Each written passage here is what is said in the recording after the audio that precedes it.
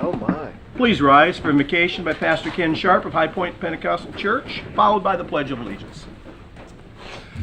Let's pray. Lord, I love you today. I thank you for this opportunity to come with the great people of this city. I ask that you would give us wisdom, give us understanding, give us the ability to decipher what is best for our community. I ask that you would give us wisdom. Each and every one of these members that are going to be voting tonight, give them wisdom to vote their passion, to vote their convictions. And Lord, we ask that your will would be done, and let your presence be in this house, and let peace reign in Port Orange. In Jesus' name we pray. Amen. Amen. Amen. I pledge allegiance to the flag of the United States of America and to the republic for which it stands, one nation, under God, indivisible, with liberty and justice for all. Thank you, Pastor. Thank you. We got a rec band sliding. Look at that.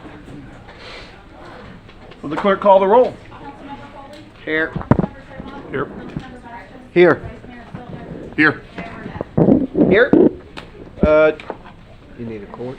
Gentlemen, if I just want to remind you all, make sure your mics are close enough so that everybody can hear and that they are on so that you're good to go. With that, item 4 is Parks and Recreation Month Proclamation. Proclamation of the City of Port Orange, whereas Parks and Recreation programs are an integral... Somebody's missing. Wait a second. Do we need a hero in the house? Is there a hero in the house that can come up here and help with this proclamation? It's Rec Man. I thought you were talking about Susan Apollo. How did Rec I know man's you were in gonna the say that? house. Rec man's address. Is that Peter? No. Has a striking resemblance to the mayor, doesn't it? Is that Peter? Striking. Let me read this with Rec Man by my side. Striking relentless. No, it can't go wrong that way. Let's see who's under the mask. There is no mask. Whereas Parks and Recreation programs are an integral part of communities throughout this country, including the City of Port Orange. And whereas our parks and recreation are vitally important to establishing and maintaining the quality of life in our communities, ensuring the health of all citizens, contributing to the economic and environmental well-being of a community and its region. And whereas parks and recreation programs build healthy, active communities, they aid in the prevention of chronic disease, provide therapeutic recreation service for those who are mentally and physically disabled, and also improve the mental and emotional health of all citizens. And whereas parks and recreation programs increase a community's economic prosperity through increased property value, expansion of the local tax base, increased tourism, the attraction and retention of businesses and crime reduction, and whereas parks and recreation areas are fundamental to the environmental well-being of our community, and whereas parks and natural recreation areas improve water quality, protect groundwater, prevent flooding, improve the quality of air we breathe, provide vegetative buffers to development, and produce habitat for wildlife, and whereas our parks are natural recreation areas which ensure the ecological beauty of our community and provide a place for children and adults to connect with nature and recreate outdoors. And now therefore be resolved by Donald O. Burnett, Mayor of the City of Port Orange, that July is recognized as Parks and Recreation Month in the City of Port Orange, Florida. And with my signature and the seal of the city, it is so deemed.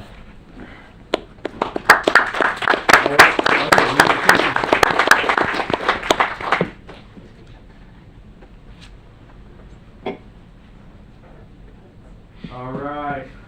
There you go, Rick Man. Hang that on the wall somewhere. And that, I'm going to tell you what, that proclamation seems to get longer and longer every year. And there's more and more for me to read. What's up with that?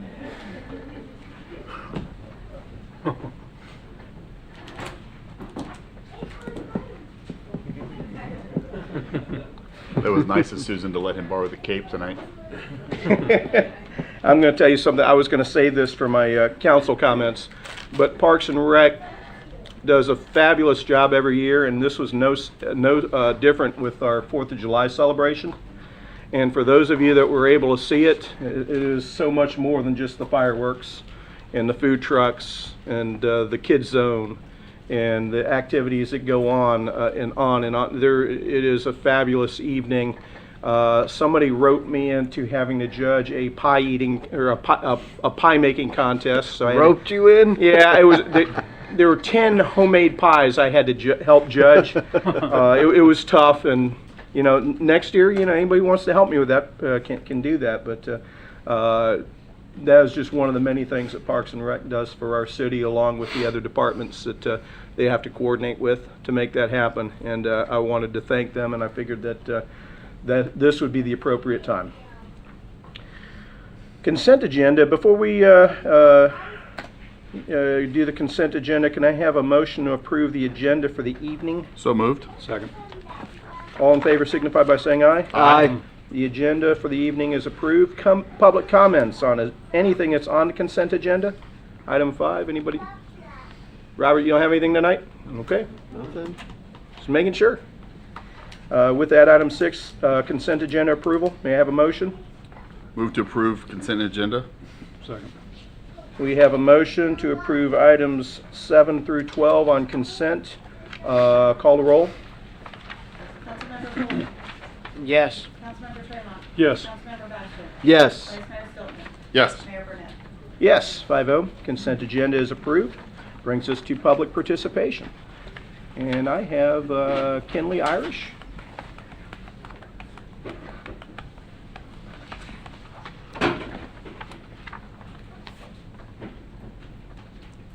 And you can just take that microphone, pull on it towards you. And you tell us who you all are and where you live, and you got 3 minutes to tell us what's on your mind, because it looks to me like you got a very important topic. My name is Kinley Irish. I live in Port Orange. I would like to talk about the fall season of softball. Tons of kids enjoying playing softball, baseball, and love the sport. That is one of the most passionate sports that I like to watch and actually play. My first season playing, I actually got in the championship. We did not sadly win, but we all tried our hardest, and that is what I enjoyed the most of that. My first season, we actually got to accomplish something that I loved, and that made me really happy. There's tons of other fields for the soccer players to play on. There's Karachi, where there's a football and a soccer field, and also tons of other fields. Also, there's the All Children's Park, where there is baseball fields, and if the Karachi is not open, then they can go and practice on the All Children's Park's fields. You can move the adult leagues back an hour to help out, so the younger kids' leagues get time to actually play and do their practices. Also you can maybe move the kids' leagues back forward an hour to help. You can also take some of the tax money to pay for more lights or better lights. That is all I had to say. That was Thank most you, young excellent. lady. Excellent job. That was most excellent. Well done. When we get into our council comments here in just a few minutes, that's one of the things that I want to talk about, so you might not want to leave until we do. We're not able to take any action tonight, but we will be discussing it. Thank you. But I appreciate you having both the courage to do what you just did, and not just standing up and talking about anything. You obviously are very well prepared and thought it out. That was most excellent. Thank you. How old are you? I'm 9. 9 years old. You have my vote when you run for You office. got that right, girl. That's 9 going on 19 right there. Man, you got a career in public speaking. Mayor, and she did it in plenty of time. She still has plenty of time left. When you're ready, see that awesome. guy right there in the front row in the dark blue shirt. Yeah. Right, Jim? Jim Jim will Cameron help will you get out. Thank you. Okay. Robin, did I have any more? Okay. Bring us as council comments. Chase, you got anything? Just a real brief one. First of all, great job, Mom. Great job. Just to echo your comments on Parks and Rec on the July 4th celebration, something that I remind the crowd every year. We've gone, since I was a kid here, from 28,000 people to now pushing 70, and it's communities like that, it's events like that that continues to keep us. While we're very much of a growing city, it still has the feel of a small town, close-knit community because of those those types of events that continue to happen and to do so very well. So hats off to Parks and Rec. Thank you for that wonderful celebration, that celebrating the birth of our country. That's all I got. Thank you. Reed? Yeah, just I want to let you guys know that I'd spoken to Wayne about doing a monthly public-facing newsletter. Obviously, we get the weekly, and it's available on the website. In fact, now it's on this section of quick links. It's in the bottom right. If you scroll down, you can find it.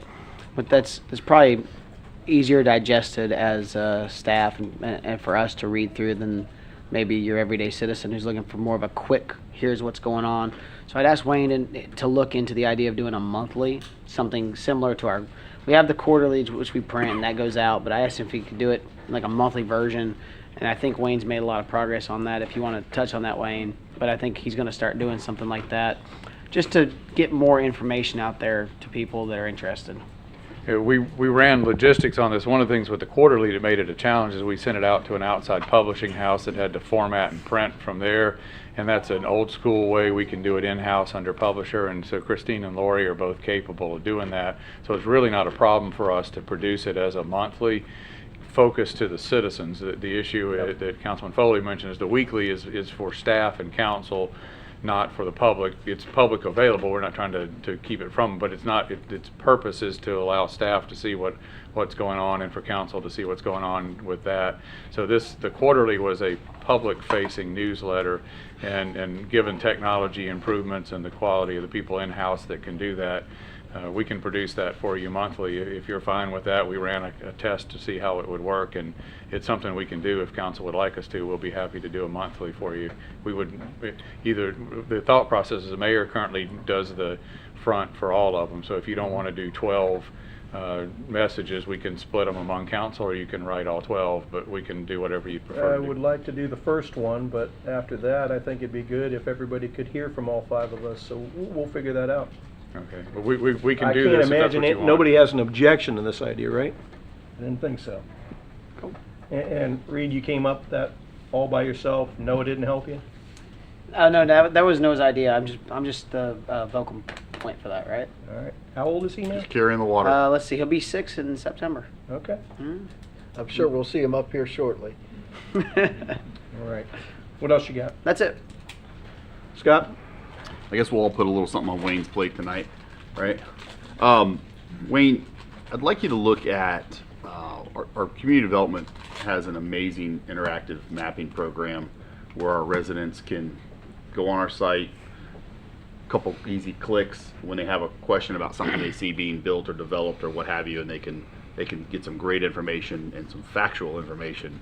And we have a huge social media issue going on in our country, I guess, but definitely in our city, where somebody sees something happening and the first thing they do is they go to different social media pages and they say what's being built here, and then if 100 people respond, you get 20 different this is what's being built there. So what I'd like to see, if maybe what we could do with our PIO is, and maybe our community development team, is put together like a little 2-minute maybe video that reintroduces that again and actually shows them physically where to go to this site, click here, click there, and this is what it's going to show, and put that together that we can get on our social media pages, and then maybe every few months reintroduce it again so that our residents can kind of get used to knowing this is the place where you can go to get the facts and the truth about what is going on that parcel. It's because it's such a great resource for our residents, and I know we've got some that use it because every now and then people will chime in on some of those sites and go, if you go to this link, you can, whatever. So anyhow, if you give that some thought, and maybe a little short how-to and reintroduction video to that, I think would be really useful. Okay. That's all I got. Drew? We're good.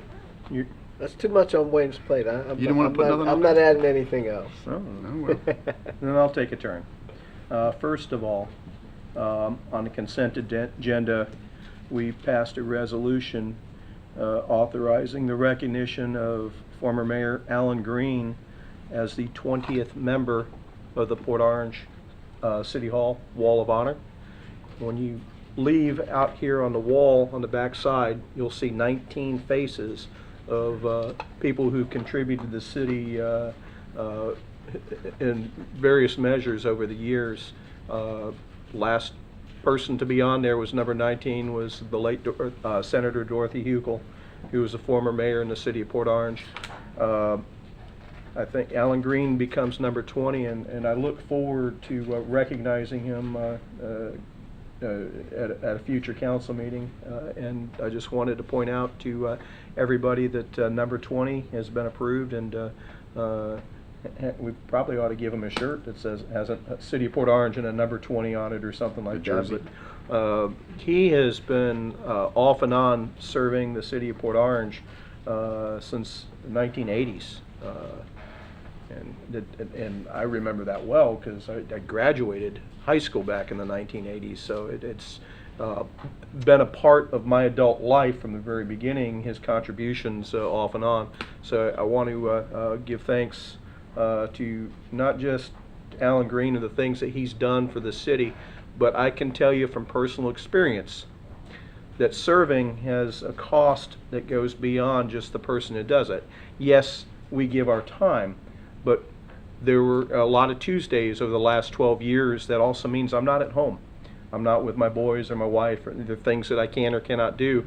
There are other things that we have to plan around. We have to plan our vacations around meeting schedules. There are things that you have to do. And Alan did that for over 30 years for the City of Port Orange. That's an awful lot of giving from both him and his family. And I think it's important that we recognize that, and I look forward to that as well. Wayne, we heard from someone talking about fall baseball and softball being canceled this year, and you know that I have gotten an earful of phone calls and numerous emails, and I understand the concept of, yes, all our Parks and Rec programs have absolutely exploded post-COVID beyond our projected growth, and I'm glad that we've been able to serve them. I also understand that we're having to rehab those fields at City Center right now because of that extended use, so that they won't be available at the start of fall season anyway. I think you know from our personal conversations how strongly I feel about it. I hate seeing that happen, that we're going backwards with programming, and I get it if those fields aren't available and the things that we have to do, but moving forward we have to have a plan so that we don't go backwards anymore, with our baseball program or anything else. If we can't add things, we shouldn't, but I don't want to see this going backwards, and I don't want to see 2023 come up and not be able to offer fall baseball. So I would direct you and staff to work on a plan that you can bring back to us. If there's something you need from us, please just say the word. It's nothing against a parent of any other sport, but my heart kind of goes out to the baseball only because I was a former baseball parent myself here, so I understand it. But just the parenting aspect of it, being able to see your kids play baseball, seeing your kids be able to play softball, seeing able to play soccer, being able to see them play flag football, all the things that we offer, that makes us a complete program. We should be a full-service city, and if you want to add anything to and comment anything I might have missed with the logistics, please do so. But I want to say publicly how strongly I feel about that, and I hope council will chime in and support as well. I mean, I can't say it any better than that, but I'll offer my support for that as well. Speaking to a number of parents, and it's not an easy thing to balance, so I'm not throwing stones at anybody, because I understand how hard Parks and Rec worked on this, and it was not something that a decision that came lightly. So there's no bad guy in this scenario. No. We just want to make sure we're aware of that. But I would echo your sentiments. So. Yeah, I consider it a good problem that participation has skyrocketed, but a problem nonetheless that we need to address. And that's been the thing I've been saying in a lot of emails. You talk about Noah. Noah's going on 6 years old. He loves to play baseball and t-ball, and he's disappointed it's not going to happen. a lot of times things happen and there's no one to point a finger at. It just happens. You know, we point at COVID because all of a sudden everybody wanted to be in our programs and it skyrocketed. If you want to point the finger at anything, we tend to use it to blame a lot of issues. But, you know, at the end of the day, our job up here on the council is to hear out citizens and to work with staff and to create that vision for what we're going to do in the future. And unfortunately, it looks like this year has passed us by for the opportunity to do anything. But next year is on the table for us to create that vision. And that's our job and that's staff's job to work hand in hand to do so. And I've seen it every day, the work that they're doing on those fields to rehab them right now. Yeah, you got to give them time to rest, and we've been utilizing them. We need, you know, whether it be we need more soccer fields, or we need better field rotation. We need better planning with what we do or not do with programs, whether it be shorter seasons, whatever it might be. I know that there will be probably other pain until we find solutions, but I look forward to you know, when we're talking about fields and lights and things like that, I know we're talking about spending a little money, but I think we're also putting it in the right place. You know, these are our kids, and every season that goes by is a lost opportunity and lost memories that can't be created. So I think you know how I feel. Okay.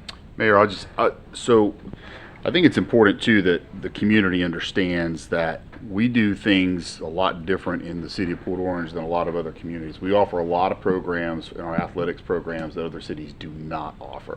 Yep. And so, and the other thing is like some of us up here, I was born and raised in this community, and when I can remember when I was her age, playing 3 different sports on the same field throughout the season. Yeah. The one thing to keep in mind is in Port Orange, we don't have baseball fields. They are multi-use fields. Those fields were built and funded with the intention of being utilized for lots of different applications. So while they physically look like a baseball field, there is a long decades and decades and decades history of utilizing these facilities multi-use. And so that's really important to keep in mind. The other thing is the truth, like the mayor said, soccer is the #1 youth sport in the city of Port Orange, by far, and it continues to grow. We don't know what the soccer numbers are going to look like in 2023 and 2024, but those demands are going to have to grow as well. My point to a lot of that is, and let me digress for just 1 second. The other thing is some cities around the state have now cut off outside residents from participating in their Parks and Rec athletic programs, and we don't do that. There's a lot of kids from Daytona Beach, Ponce Inlet, South Daytona, Edgewater, from all over the county who come and participate in our programs. And that provides an added stress on the Parks and Rec athletic programs because we want to try to do as much of that. That being said, we are fortunately geographically located where there are other cities that have great facilities that can help share some of that stress and burden on the demand for youth athletics. I'm a huge fan of youth athletics. I've spent a lot of time coaching, participating. My kids have done it just like everybody else up here. And I want to see us do everything we can. That being said, I don't want to destroy the facilities we have, and they have to be maintained. They have to have time to recovery, and it's a daunting task for our city right now, and it grew unexpectedly. I think a lot of it had to do with the COVID thing. More people now want to do things closer to home, and kids are involved in outdoor sports and so forth. That being said, I really think, and I've had this conversation with Wayne too, that we as a city need to take a very aggressive long-term approach on how we're going to address this one last time. We know what basically the growth top out for our city is going to be. We've got a pretty good idea of our regional impacts. We need to get something through a workshop into this council and ready for the 2024 election season so we can get something out there, a bond initiative out there for the community to vote on and support to fix this, not patchwork it, because the patchwork thing is not going to work. That's why we're here today. So if we're going to fix this, and I do believe we have a community that will fund that. They are strong supporters of youth athletics. They love it. They love to see the kids out of the house, off their phones, and out doing those things. We have got to provide a facility for that. And you know, Karasi's not that old. You know, Karasi's not that old. And some people, by the way, look at a couple of the other fields out there, like the football field and the other. So the football field was partially funded by one of those organizations. That's right. So there are contractual obligations and agreements because they helped build that. The city didn't pay for a lot of that stuff you see out there. So there are certain things that cannot occur on that field. So that field is not actually a resource that's available to resolve a lot of this. So, but we need to look at this. And the one thing we need to look at is where can we acquire the land and how can we structure this? And you know what? If we forget about this and we move on, the time's going to go by and the months are going to go by and we're not going to be ready for 2024. And I think we got to do that. So we really need to keep that on the radar. I know it's not something really to talk about too much tonight. We can't take any action, but I think Wayne knows how everybody feels. If as an elected body and as a community, we want to fix this for the future generations of a lot of kids that are here now and that are coming.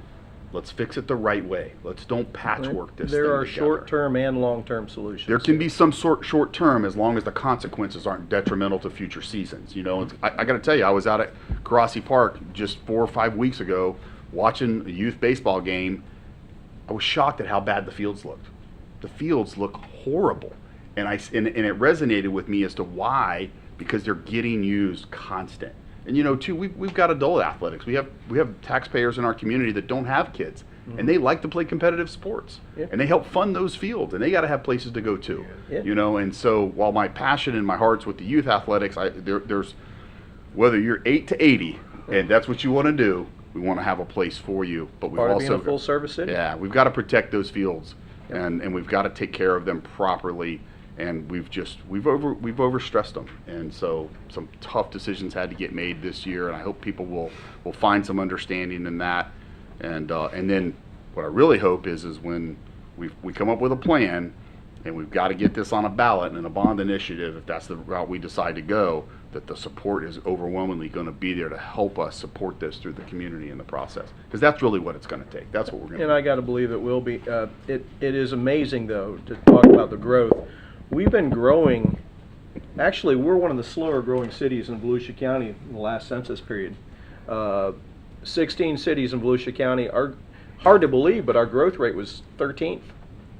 We've been growing at roughly less than 1% a year. So you plan on your programs growing, but we still plan for growth well beyond that. So when you plan for growth in those programs 6-8% a year, whatever it is, and then you see a year where it spikes and then comes back, there are ebbs and flows, then all of a sudden where we were in 2019 to now, our total participation is up almost 50%. We didn't grow 50% in 3 years. So population may not be growing, but the demographics may be changing. I mean, you've got there are a lot of factors. Yeah, we've got 10 public schools in the city of Port Orange, and all but one, I think, had a growth rate increase last year in the schools. So the schools can help us see where those growth trends are going to be for the youths in our community. And we're going to have to look at all of that. Yeah. Great. Good points though tonight. Anything else? Anybody want to add to this discussion? Okay. Well, with that, we can move on to the Parks and Recreation Advisory Board update. I hope you're telling us you got some fields Well, to. I was wondering if What'd you you guys find for us, Bobby? I was wondering if you guys all sat in our meeting because we talked about everything you just talked about. Right on. I'll be real quick on a couple things, maybe a little longer on one.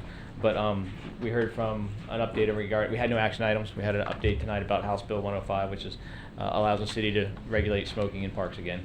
And you're going to have an ordinance come before you at some point to fine tune that.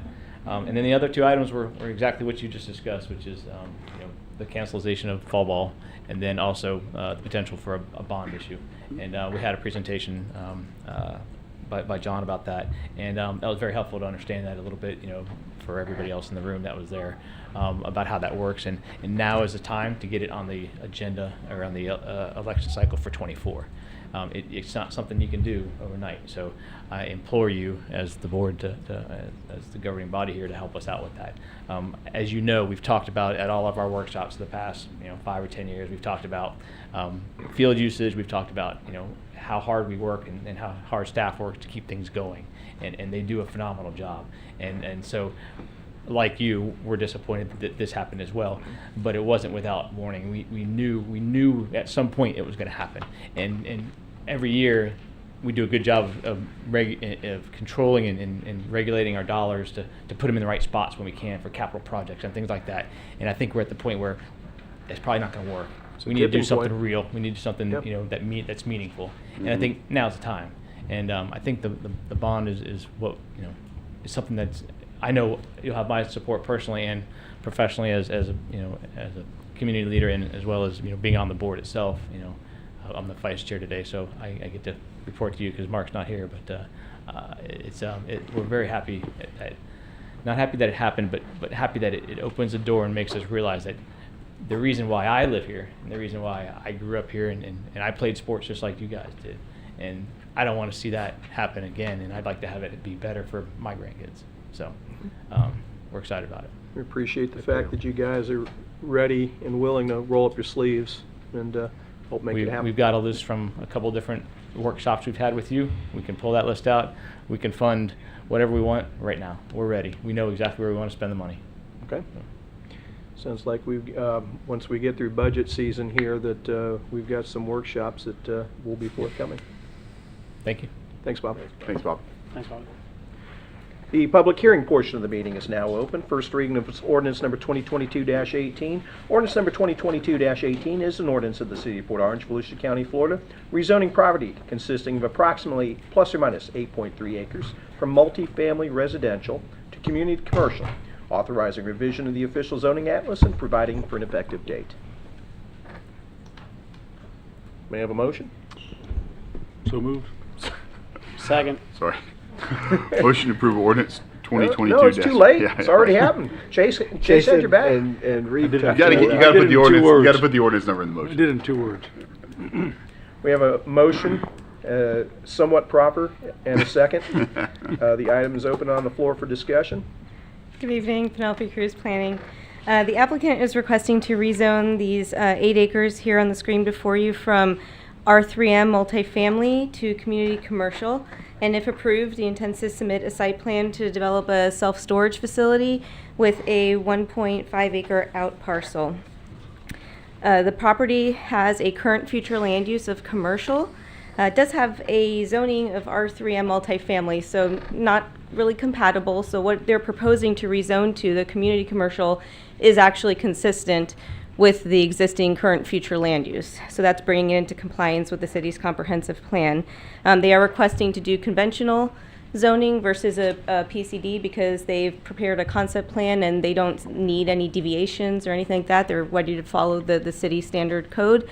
And so they're before you for that. They have applied for a special exception for the self-storage use because that is a special exception use in the community commercial. That's not here tonight. That if this rezoning is approved tonight, that will come with the second reading of the rezoning, probably on the August 2nd meeting if this is approved tonight. So staff has reviewed this rezoning request with consistency with the comprehensive plan as well as the land development code requirements and is recommending approval and is here to answer any questions you may have, and the applicant and their team are here as well. Before we hear from the applicant, council, do we have any questions of our staff? Can you go back to that first slide you got there, Penny? Yes. Okay, so it's for the whole parcel. It's just that there's a carve out for an out parcel. Yes, so The what whole they... subject property. Yes, so if the rezoning is approved and then the special exception is approved, they would submit a site plan for the storage facility and then a subdivision plat to carve out that commercial out parcel. And there's no end user for that commercial out parcel at this time. They just putting it out there that's the intent if this is to be approved. So And the current- storage, sorry. Oh, go ahead. So the storage unit is going to be on the blue part, not the pink part. Correct. And the current zoning is ag, right? No, the current zoning is multifamily. Multifamily. So somebody could come in today because it has current zoning and build an apartment complex. They would just have to submit a site plan, all staff level review for an apartment complex. So even though the land use is commercial because they have that existing multifamily zoning. So what they're proposing here is to bring that zoning into compliance with the land use and move forward with the commercial development. I'm gonna sit here as the person that lives closest to this property and say, when we bought our house close to there in 1996, passing that horse farm every day has been kind of nice and quite appealing to see that. And it's kind of sad to see it go away, but you know, this is the nature of things. We move on from Yeah. time to time. I do like the idea that it would be extremely difficult in there to add more housing, whether multifamily especially, and stress those roads even more. Instead, as much as I'm going to miss the horse farm, you're adding a project that actually serves the area. Doesn't necessarily create traffic from the additional traffic on the level of multifamily would most certainly do. And there are a lot of people in the immediate area that would benefit from this purpose. And there are a lot of people that use storage facilities further away in town, and the more you localize traffic, the more it helps everybody all over the place.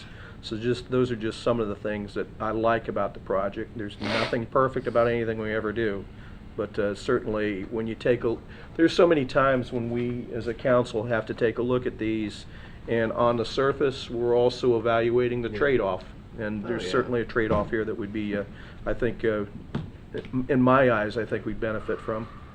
Yeah, and they did, just to mention, they did have a neighborhood meeting as required by code, and it was a very positive neighborhood meeting. I was there. Yeah, yes, you were there. And, you know, everybody came in initially wanting to you know, go oppose this, but left very positive, understanding, you know, what could be there now, what is proposed here. They went through all the standard kind of concerns, of, you know, drainage, traffic, and everything, and everybody left with their questions answered and feeling pretty happy about it. We haven't really had many calls since that meeting, and at the Planning Commission, there was only one neighbor that came to speak positively for the project, so. Okay. Any other questions of staff? Why don't we hear from the developer and see if there's anything he wants to add to talk us out of it?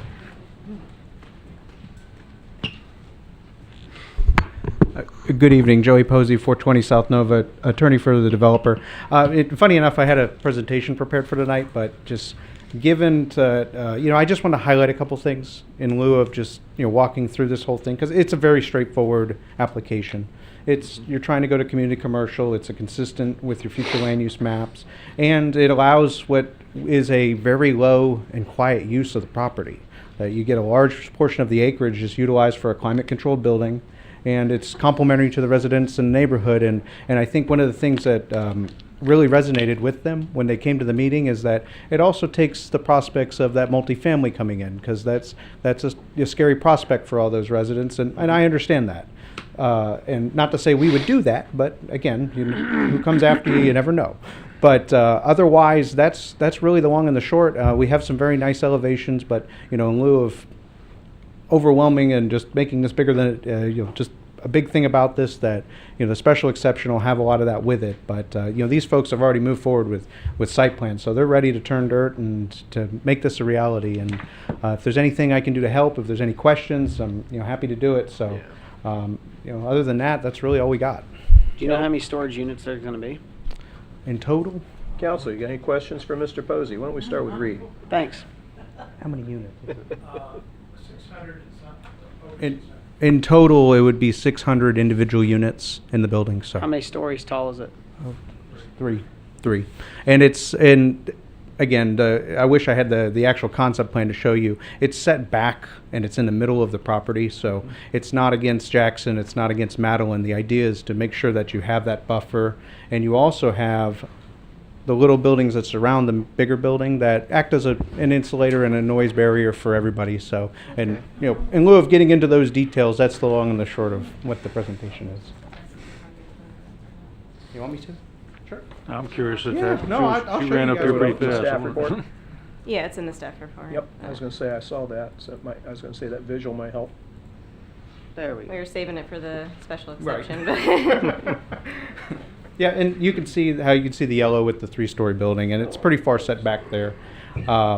And it's really just it's a smaller footprint. It's 3 stories, and it takes a lot of the acreage off. And you have just a use that folks will come and visit every once in a while. It's it's not an everyday type use. So, from our perspective and from the neighbor's perspective, this is a win-win. So, Looks like a pool in there. That's awfully nice of you. it's the drainage is I know it's again, I know it's strange. yeah. The light blue color. Anything else? I'm good That for threw now. Chase off. He wants to go I'm swimming. good. I'm good. Chase, Scott? No, with that, yeah. Okay. That's good. Why don't we hear and see if anybody here wants to speak to the item? Anyone here from the public care to wish or speak to this? It's your chance. Hi, Christine Cunningham, 150 Sweet Gum Lane.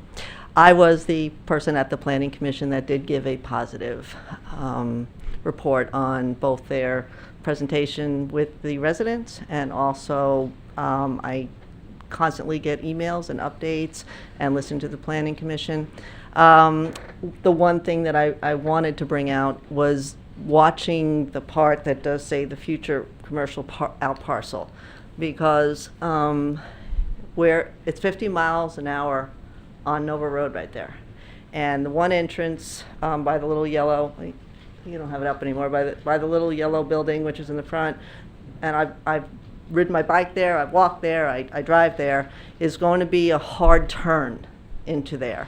I'm sure DOT will work on that, but if you couldn't put anything there like a Dunkin' Donuts where people are going to be out. So we need to really stay on top of, and I will stay on top of, what is put into that small area. It seems big, but it really isn't when you get done. I really appreciate that they have all the buffers with the trees and the conservation area. That's wonderful. The pond for the ducks and wonderful. Not taking down the trees on the circumference, very good. And even looking at the city requirements, very strong.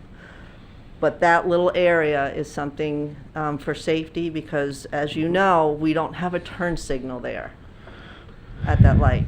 And so the concern for what goes in there will always be in the front of the residents for this area. Thank you. That's a great point. Is there anything that you can address to that?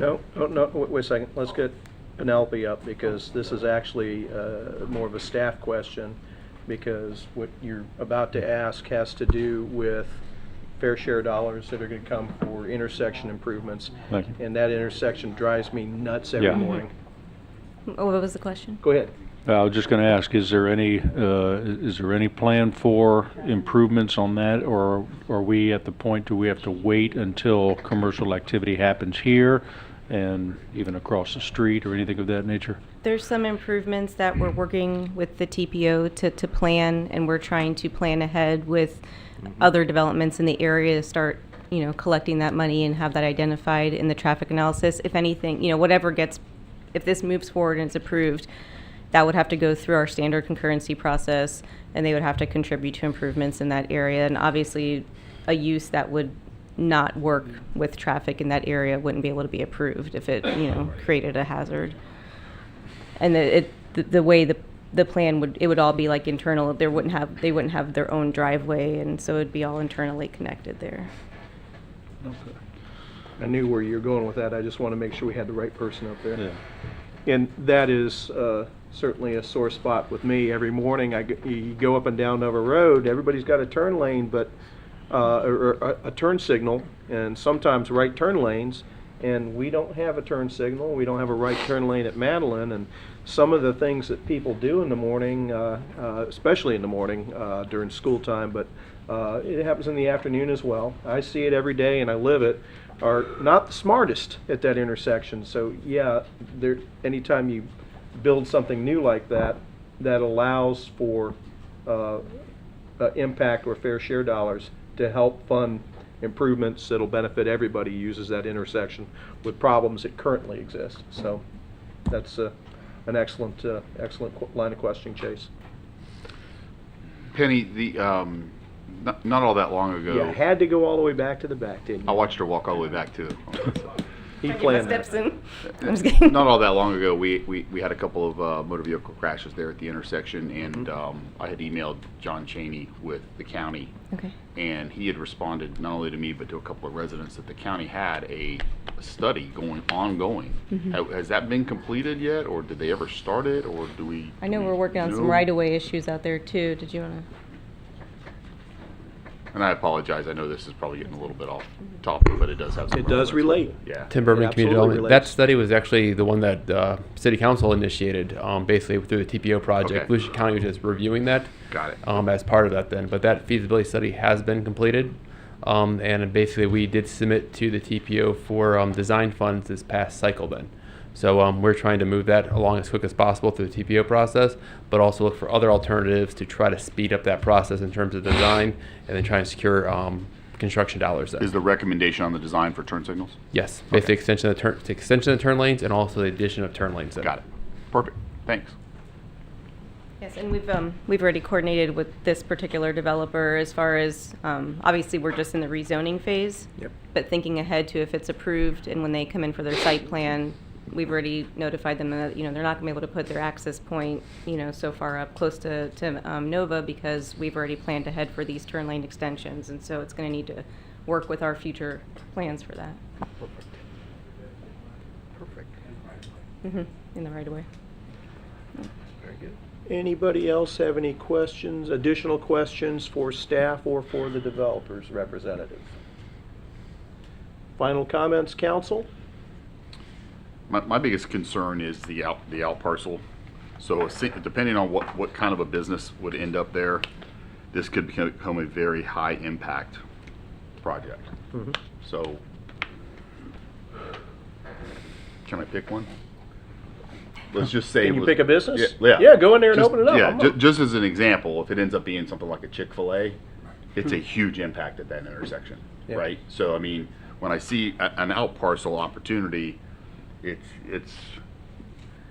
a tough call. It's 'cause, also not, yeah. it's not a huge parcel though. so No, it's not, and I can appreciate size that. limits its ability to, you're not going to see a gas station. Yeah, no, I get you, and I'm probably wrestling a little bit with this myself with some of the historic presence of the property and what's been there in the past and how neat of a feature that was, and just we don't have a lot of places like that left in our city, and it would be nice to keep a place on a parcel like that where it's something like what it is or what it used to be, and see something be reinvigorated there as opposed to a apartment building or a storage complex with a fast food out parcel or something like that. So I'm wrestling with that. That's a tough call. That being said, That's my neck of the woods. I'm wrestling with it. And I'm glad that you are as well.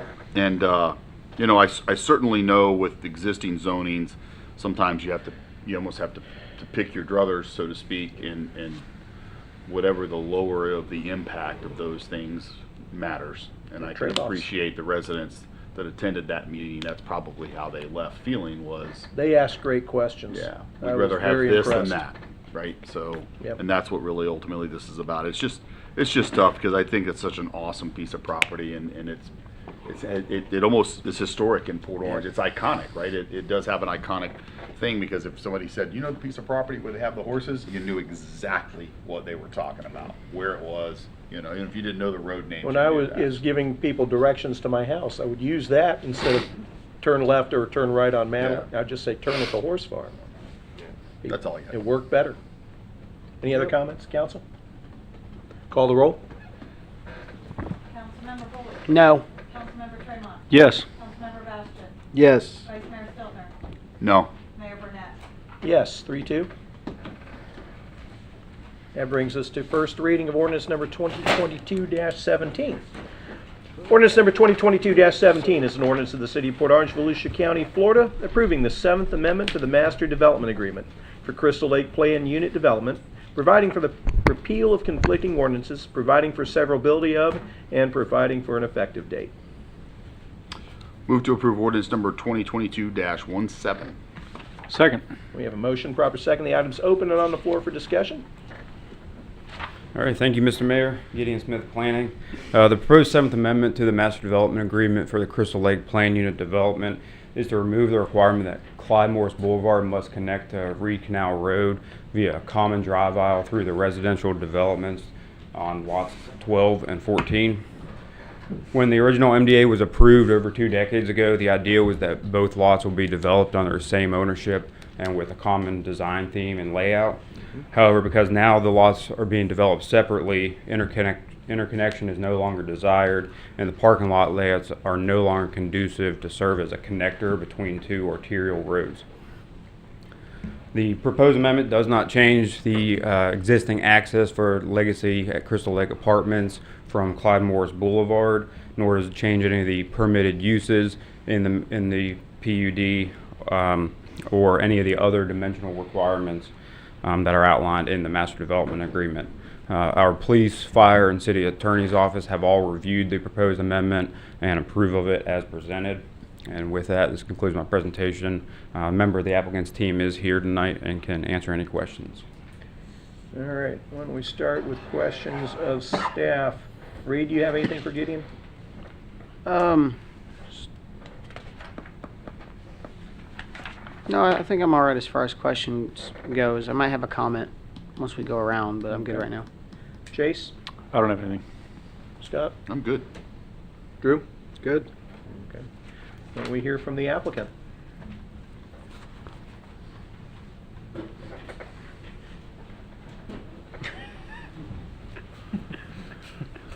Good evening, Joey Posey, 420 South Nova. Just available for questions. It's a pretty straightforward one, and like staff had said, it was an interconnectivity in mind originally, but both projects developed independently, and it's no longer necessary. So,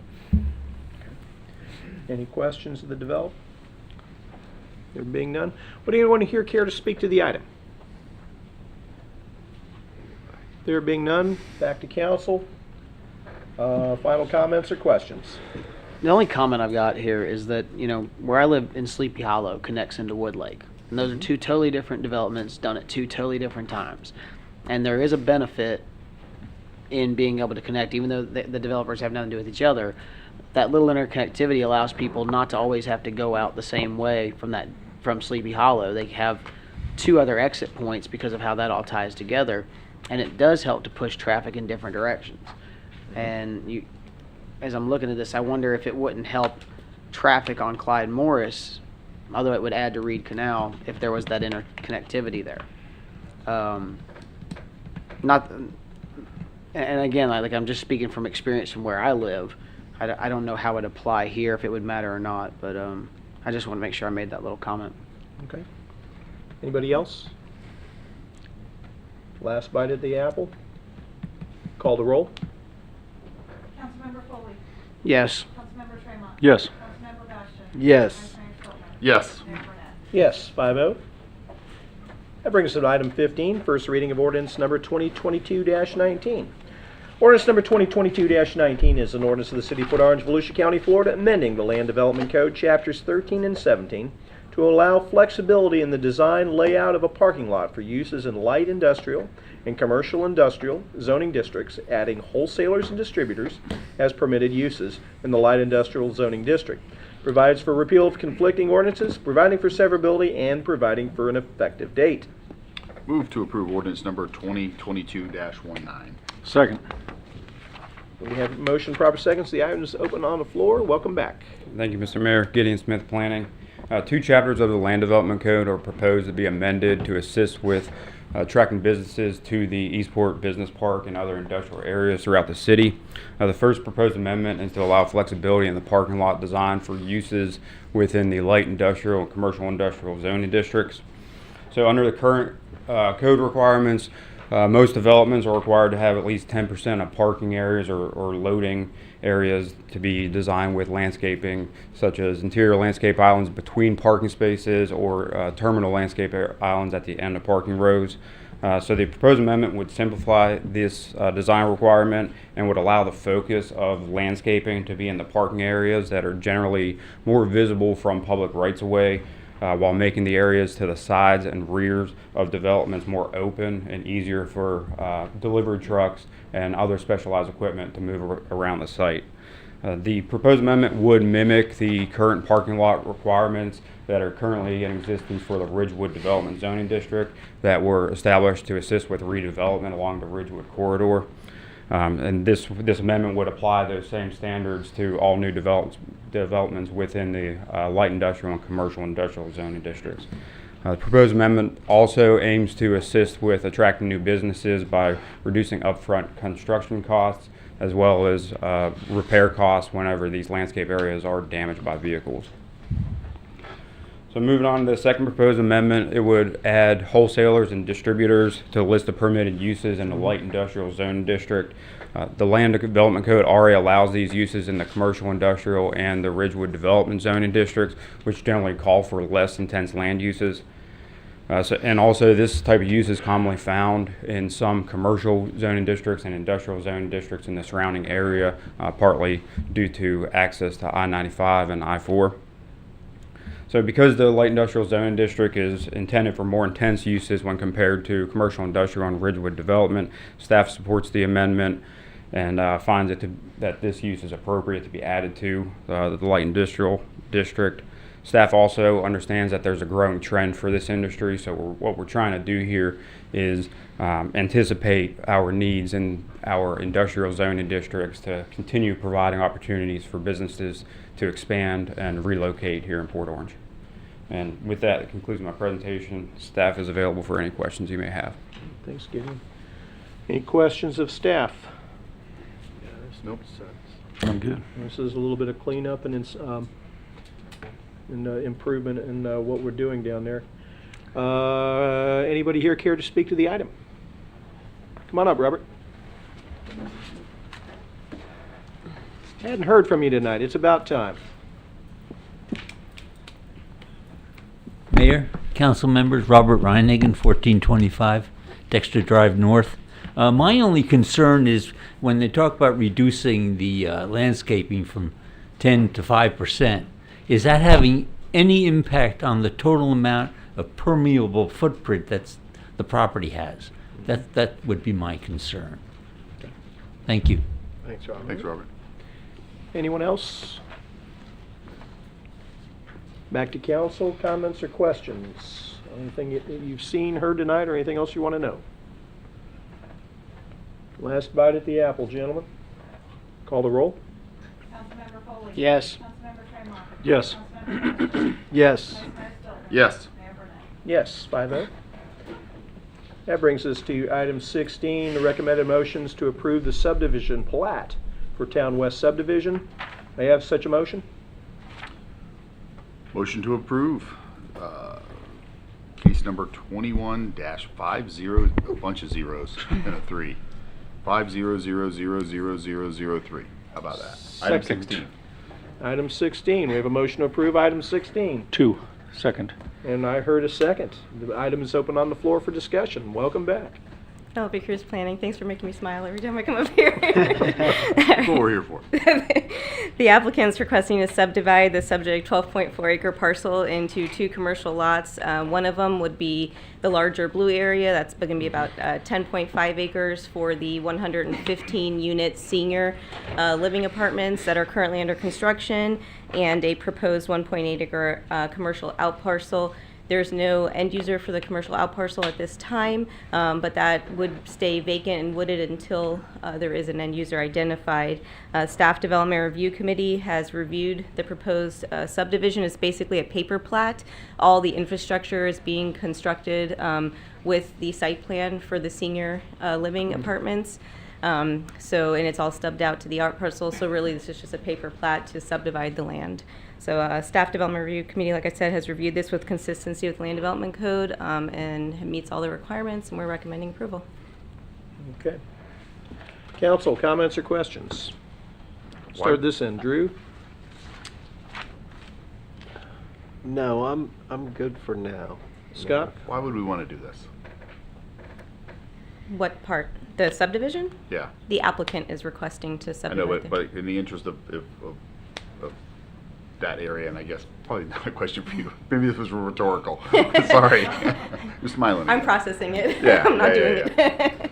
You know, I guess my concern is the senior living project I'm good with, because I believe, that's It's a need. yeah, it's a huge community need for it, but it's also growing. low impact. There's not a lot of impact with something like that. These out parcels can bring crazy impact to something that was intended to be a really good, easy, low impact kind of a property. And again, it's an unknown, and so that's what concerns me. You end up with the certain thing like we've seen, and now all of a sudden what looked like an overall low impact project is a nightmare for the city and the area and the intersection and all that kind of stuff. So what I can say, I don't see the applicant here. They were notified. No, she's right behind Oh, you. you are here. I'm sorry. Jessica's I didn't here. see you there. Sorry. Did you want to answer that for them? Okay. I'll let the applicant speak to that if you like, as far as why they're requesting this. But as far as you know and the city knows, we don't know what the out parcel would be. No, at this time, there's no end user. I can say the overall parcel is zoned for commercial uses. There was at one time a site plan proposed for the entire property to develop for commercial. So this is a lot less intense than what has been proposed historically for this property. But yeah, they didn't need the entire property for their proposed development, so they were carving out, as an out parcel there as convenient. Have they already submitted project plans and everything for the senior living facility? It's under That's construction. Yeah, that's under construction. It's under construction. Those plans already got approved. That So site if we plan. don't approve this, then it just stays the senior living facility. Correct. Okay. But we would need to, I We guess don't I would take on ask any the, risk for some kind of a You high may want to impact address the criteria for issue. approving plats, though. There are criteria for approving plats are Yes. not really related to what the use will be. It's related to the dimensions and the Got it. accessibility. So just be careful with the Yes. criteria you're using. so Okay. really for subdivisions that are meeting our criteria, we're really almost ministerial kind of proceedings because it's not a use issue. They're not asking to change the uses or anything, and they've met all the criteria in the land development code to create this out parcel. Okay. Chase? Good. Reed? Why don't we hear from the Just gonna applicant? You want to hear? Go ahead. You're slow. I man. I was slow on that one apparently. I was too fast on the Slow other. on yeah, I was trying to well- even it out. No. I'm going to echo what Councilman Stiltner's saying about these out parcel impacts. I feel like we just went through almost the exact same thing 3 agenda items ago, right? You go out to Karasi and you're going to go right by this property. I mean, I don't know about you guys, but if I come from Herbert Street and go down Willow Run and I come down and I'm going to Karasi, that is a traffic nightmare right now getting over that bridge. And depending on what that out parcel becomes, it could get so much worse. And without knowing that, then you're voting on the It unknown. depends.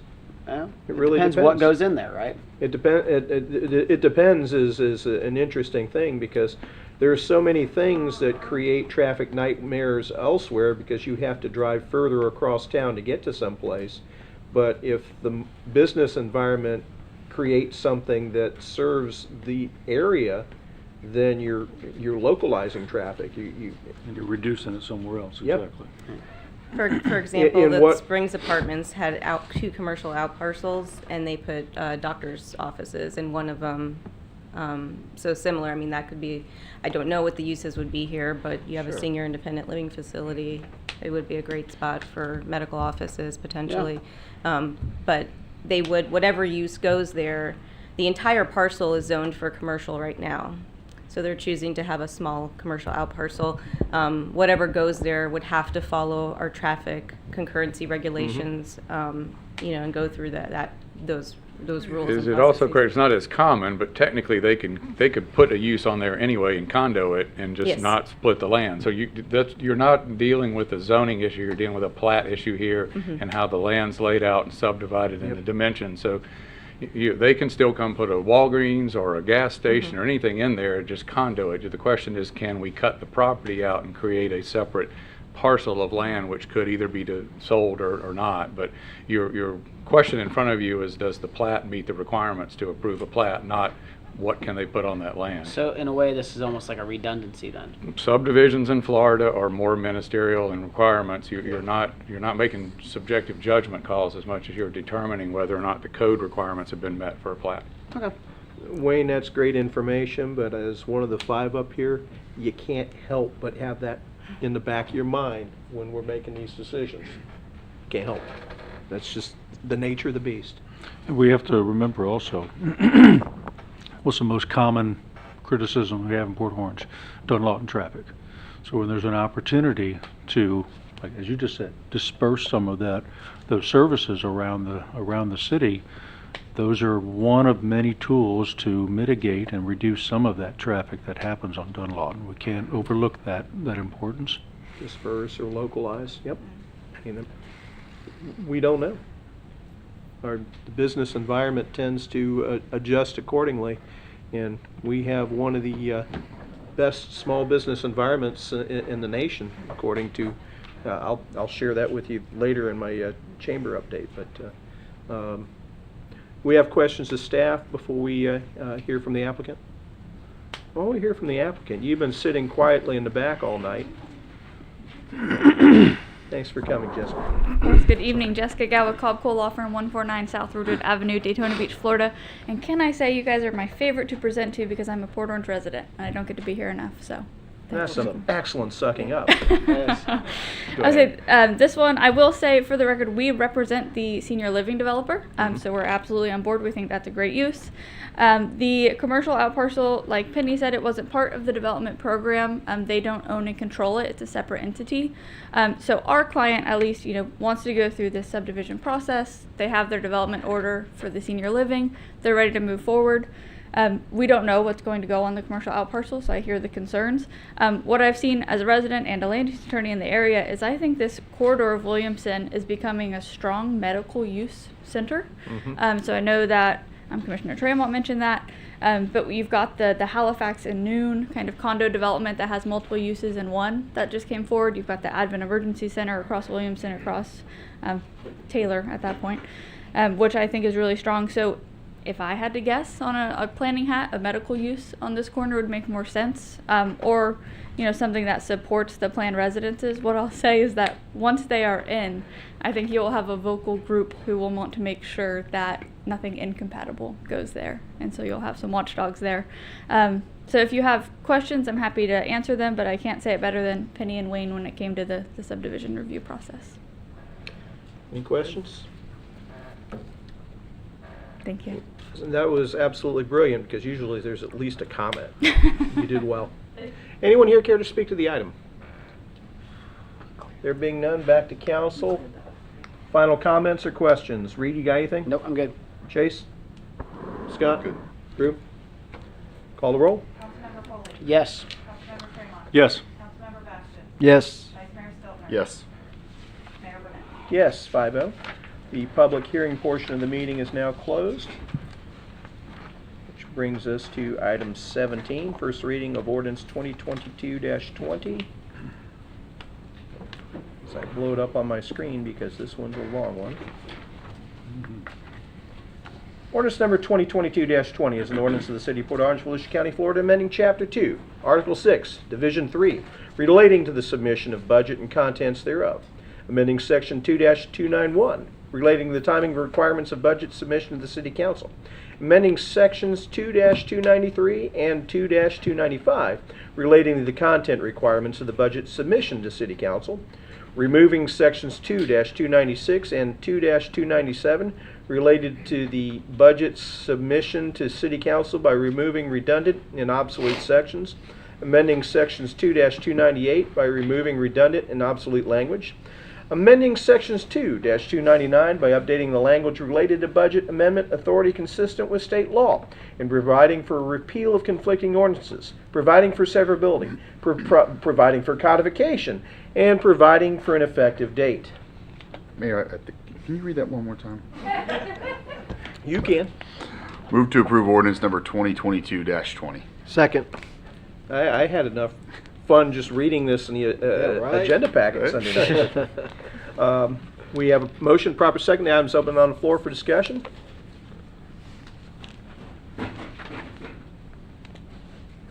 Wayne, who you got speaking to this I one? have Finance Director John McKinney. If you have any questions, it didn't sound like you had them, but if you have any questions, he can expound on that detailed ordinance title that you just read.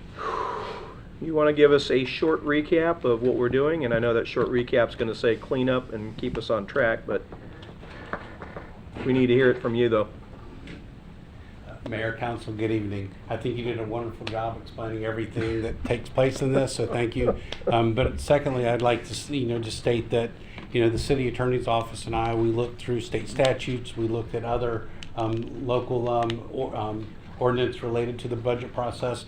So the city manager has been stating since I started here is about getting us to a traditional budget. This cleanup basically gets us to the traditional budget. Of the 4 items that we looked at, one of them was about timing. As y'all are aware, we don't have our maximum millage until August 2nd. So how can I submit a budget to you by August 1st if final decision? So, some areas are silent on the date. We just pushed it back 30 days. The second area is on the capital projects. As y'all are aware, we've had budget workshops in May, June. We're fixing to have one next Monday. And we could potentially even have one on August 30th. So there's 4 separate times prior to the public hearings in September that we're talking about capital projects without having another meeting. So it's about cleaning up redundancy. The third area is just mindful here is that most of our ordinances related to finance, whether it's budgeting, purchasing, were written in 1981. So the section regarding federal grants, every time you approve a grant application and or a grant award, we have to, follow whatever that granting agency's, requirements are. So we don't want to have the conflict. So there's the conflict. And then the final item, as we talked about previously, is clarifying city council versus city manager budget amendment approval and authority. So in a nutshell, again, Mayor, I believe you summed it up well. So hopefully I just add a little more to it. Council, any questions of staff? Thank you. Thanks, Jeff. Anyone here care to speak to the item? There being none, back to council. Any final comments or questions? You've got so many on this one. Nothing like cleaning up an ordinance from when I was in the 4th grade. I was thinking I was in 8th grade at St. Paul's, and I'm like, what was I doing then? With that, nothing else, call the roll. Councilmember Foley. Yes. Councilmember Tremont. Yes. Councilmember Bastian. Yes. Vice Mayor Stiltner. Yes. Mayor Burnett. Yes, 5-0. Additional items, city attorney. None tonight. Excellent report. City manager. I have one brief one. The Florida League of Cities is having their annual conference coming up in August, and one of the things we do every year is identify a voting delegate from your ranks to go there and vote on behalf of the city. We have an item prepared for the August 2nd agenda, but we just got a notice today from the Florida League of Cities saying that they would like us to let them know who the delegate is by the 29th of July. So if it's okay with you, I'd like to if you can tell me who that voting delegate is tonight, we'll send that in by the deadline, and we'll keep the August 2nd on as a ratification of this decision. I got a feeling you guys probably want to nominate me as the voting delegate, seeing as I'm the only one going. That would make the most sense. Chase doesn't want it? Motion to nominate the mayor as the voting delegate for the city of Port Orange. Second. All in favor signify by saying aye. Aye. Mayor, you didn't say aye. Yeah, I was going to say, any opposed? No naysayers. Okay. Thank you very much. I don't have anything else. Thanks, Wayne. City Council committee reports. First Step Shelter. No report on Step Shelter, and I have to go back and watch our Art House meeting. I wasn't there today, but I'll have an update for that. A lot of cool stuff going on, but I'll be prepared next meeting for that. All right. Art House? For Art House, that's what I was referring to just now. Okay. Well, then for Art House and First Step Shelter. First Step Shelter. Correct. There's Okay. nothing new right now. Okay. Port Orange South Daytona Chamber of Commerce. Usually by now we would have met Wayne and I would have had our monthly meeting with the chamber reps. We pushed back a week because I was unavailable last week, and I appreciate them working with me on that. But I also wanted to take note that an article in the Orlando Business Journal that Verizon recently named Port Orange as the 35th best community in the country as far as small cities to operate small businesses in. And our own chamber director, President Debbie Connors, was heavily quoted in that article and said a couple of very nice things about our city. but it is nice to see such national recognition for a small city like ours being able to let small businesses flourish in that. So with that, Debbie, step up for just a second. As part of the chamber report, I also wanted to publicly acknowledge that you've announced a retirement date. Yes, I have. Declined. Motion to decline. That's what I said. Motion to not accept. It's not accepted. I told her she needed to go at least 2 more years, but and for some reason, I don't know. I got 2 years left in my term. I was just thinking, but I just wanted to thank you for all that you have done for our community in so many different roles, but especially this one over the past years. And I look forward to the remainder of the year working with you. I know that you've got a lot going on and that you want to set up your successor for success, whoever that's going to be. Right, right. And if we don't find the right person, I'll stay until we do. But we will. I heard 2 conflicting forms of determination there, but But we will find the right person for the job. Just remember, if you find the right person, that just means we're going to be able to find other things for you to do in the city. So be careful what you ask. oh, I already told her, and she that. knows she ain't going away. So, thank you. Thank you. Appreciate you. Thanks, Debbie. Any other business come before us this evening? It really feels like we sat up here a lot longer than 75 minutes. But with that, everybody have a good night.